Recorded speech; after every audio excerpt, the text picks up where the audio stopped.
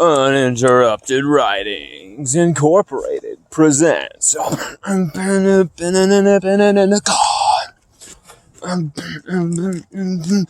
Let's go. Yeah. LSU Odyssey Oddcast Volume 14. Go.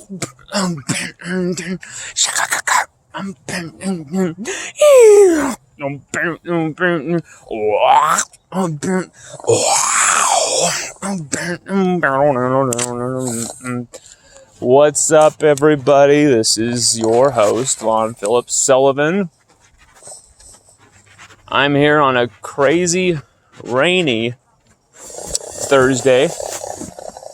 And, I'm making this video because, it's been a little bit. It's been like a few days since I made one of these. And, it's because things kind of calmed down with LSU news cycle. There's still a lot of news stuff going down, but I think it's a good sign that LSU is settling into some normalcy here where, there's not some crazy transfer or opt-out every 5 seconds or firings and that type of thing. I think it's a very good sign when things are kind of coming into a grind, coming into a normal here for LSU right at this time, right when they need it to. But there's still an interesting piece of news I had to touch on once I saw the reaction, okay? It's not even the news itself.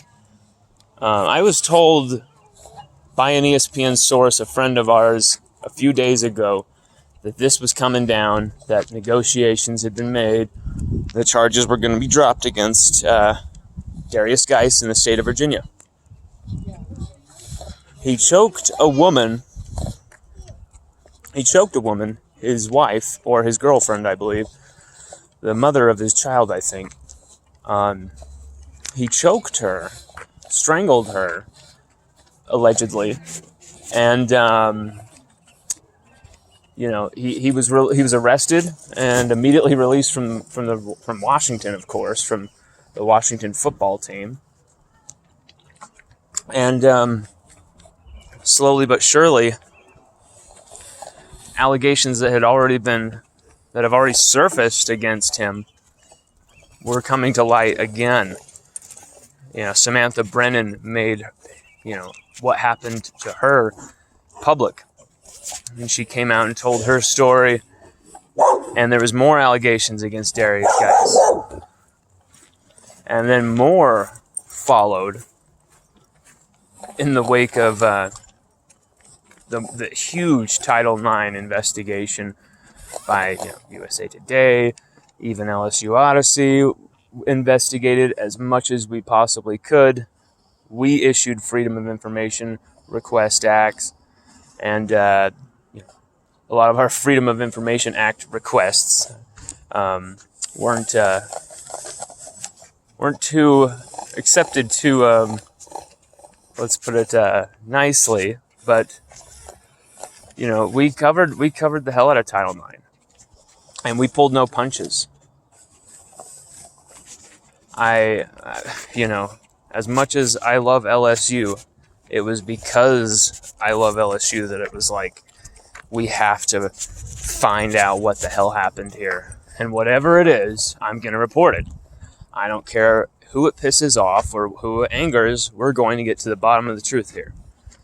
We haven't yet. But in a way, I think we know what happened here. I think we know that there was, to some degree, an LSU cover-up of, Drake Davis and, it seems, Derrius Guice's crime, alleged crime against Gloria Scott, among others. Samantha Brennan, Abby, I can't remember her last name right now, but she's another victim that's come public. She testified at the Louisiana Senate hearing, crimes against women and children. She was there to testify alongside her friend Samantha Brennan. Those two they've grown close as they've been battling the court system and all this type of bureaucracy in their way of telling their story of what happened to them at the hands of Derrius Guice. And they spoke out courageously. And, there's one common thread with every victim's story about Derrius Guice. Whether you choose to believe the allegations or not, you have to admit there's an obvious thread here. The guy was very sexually immature. He was he was extremely cavalier in how he dealt with women. He had extreme misogynistic undertones to certain things he did. And, that cannot be debated. Okay? Especially when you watch his Instagram podcasts, Derrius Guice, you really stumble upon a litany of things that kind of make sense in the overall picture of what he's being accused with. But those charges for him strangling his girlfriend, the ones that got him dismissed from the NFL, were dismissed officially in the Virginia court system. Now, immediately, I expected this reaction. I expected there to be a few who would say, see, he was innocent. Derrius Guice was innocent. He was framed the whole time. And the charges being dismissed prove that, blah, blah, blah. I have to say, that line of thinking could not be more wrong or more lazy. The truth is actually way more complicated than that. But it's actually pretty damn straightforward. The Virginia state law allows the victims and attackers in domestic violence cases to arrange a settlement in lieu of charges. So they arranged a settlement. This woman was paid off by Derrius Guice so the charges could be dropped. It's great lawyering by his people to maneuver and use that state law to their benefit. Because without that state law loophole where they can take that settlement, Derrius is going down and I'm talking years in jail. Okay? So this guy is not innocent.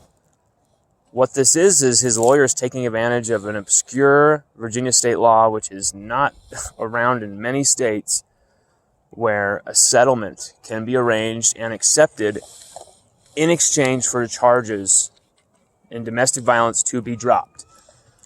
I don't know why that's on the books, but it is. And they paid this woman off so that these charges would be dropped.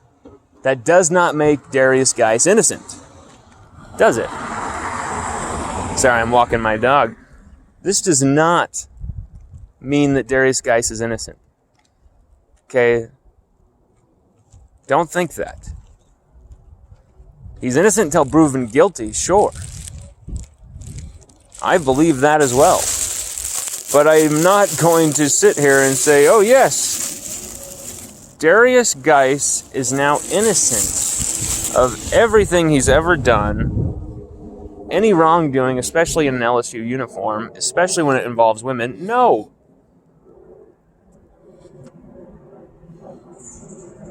He is someone who abused women, and now he's showing that in America,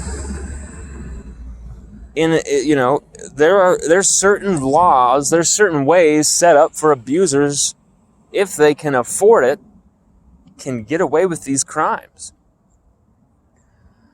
And now we're having to answer and to delve into all these waters of, is he going to come back to the NFL? Is the NFL going to reinstate him? Could he play in the NFL, CFL, wherever, FL, whatever league would dare to take him? I'm going to tell you this right now. I don't think any league's going to take this guy. Okay? He wasn't an amazing running back at the NFL level. He was injured. He played in a really crappy offense at Washington. I should know, considering I'm a Washington NFL team fan. And Guice, he showed these great flashes. He had a rookie game against Bill Belichick's Patriots defense in the preseason where he absolutely sliced and diced and destroyed that team. He tore his ACL and MCL in that same game. Okay? That was the moment that things went down for him as an NFL athlete. You know, he came back and he was immediately starting in his first game back against a brutal defense. I think it was the Eagles. It was an NFC East battle for that week 1 when he came back, and he was rusty and he got smashed, and he was thrown into the fire there kind of unfairly by Jay Gruden. He sat for another 5 games after that. He didn't play like another down. He wasn't re-injured. He was just not used. Washington were not understanding how to gradually get this guy back into health, back into fitness. Instead, they thought they could just throw him back in, and then they rested him for 4 straight games, and then they throw him back in again as a starter, and what happens? He blows his knee out again. So the guy has injury troubles, and he had injury troubles at times at LSU. He's an amazingly talented running back when healthy, when his mind is right. But you know what? That doesn't mean a damn thing when you treat women like this. You know, innocent until proven guilty. Alleged crimes. I get it. But there's a pattern of behavior here. I understand the Gloria Scott thing did not end well with the whole extortion part of that, where it just tainted the entire story of Gloria Scott. It tainted her entire credibility, it seemed, in the public eye. Did she know about the extortion? Did she not? I'm not sure. I don't know. But the thing is I know that happened to her at the Superdome. That exchange did indeed happen. The rest, who the hell knows? But what is bona fide fact is that Derrius Guice he just treats women like shit at times. At least in these instances that we've seen. You know, you've got rape accusations, drugging of women accusations. And they're multiple. And then you got him sexually accosting this older woman out of absolutely nowhere. He is an absolute immature dude. And that's to put it mildly.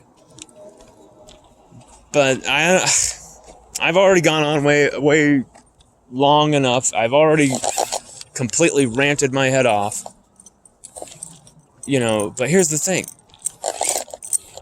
I'm not some anti-Derrius Guice, always going to be anti-Derrius Guice, blah, blah, blah. I was one of his biggest fans.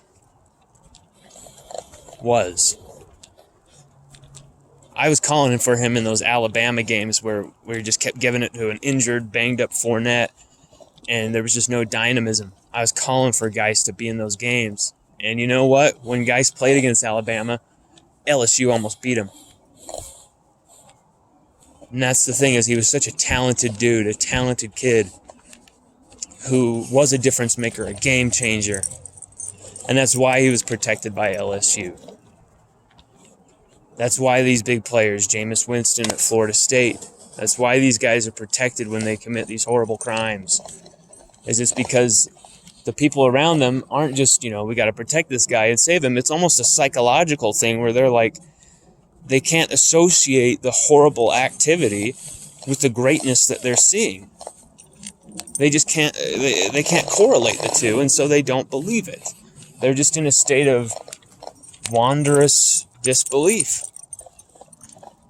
And that's how these people can get away with this stuff. That's how he got away with it for so long. But, many are going to look at what happened in the last 2 days with these charges being dismissed. But you know what?